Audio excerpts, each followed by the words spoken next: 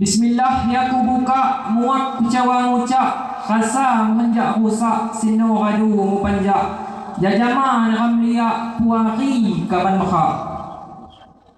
katong kabak buwon lutul cawa saya temon judul nakadu tuwon epa luasi pekon saya bakih kadu mason tinggal kham saya buangon ajop kon suku kon saya agak kubu kakada dem siku kidang tihalu bilu yo haga nutuk tuku kecamatan saya nunjuk mau dapok titula tian sadung uca kena di madapok mak giliran makadu nupak jajama haga nyiwa tibaban pak mubia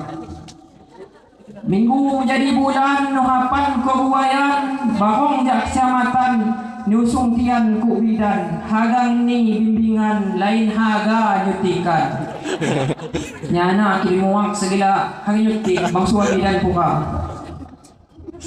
bapak camat buksan tuyun kau kelengkapan laju di pengarian kipak mak buyunihan lepas pai kewajiban kalau mawan gajian lain pisan kebian tison puang kami an semapu di bagian pandai pak seanoman pekalu haga mengan kating ketumpuhan yulong balak luar nepak ibu-ibu PKK waktu na beladija ya bahong pagi buta bustel rapih nana injuk haga belanja bakin dong isi toga cumangnya semua. Terima kasih mak telat di Sunyin saya terlibat seluruh masyarakat laju di tokoh adat nyin pekon makam tahakat Sunyin unyin mupakat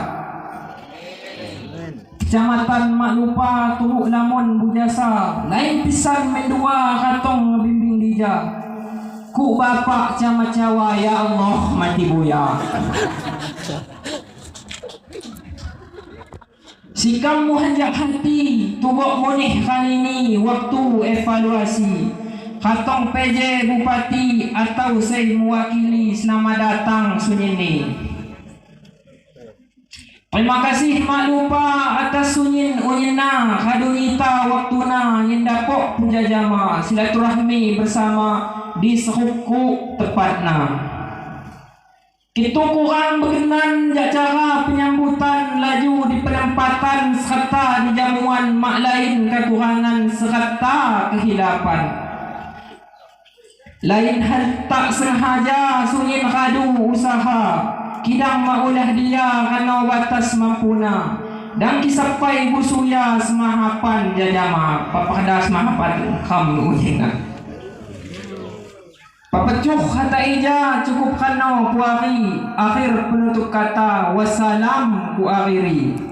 Rabu 8 Maret 2023 Azwar Halim Putra Barnas mengenai Kidung Seti Serungkuk Barnas Belalau Lampung Barat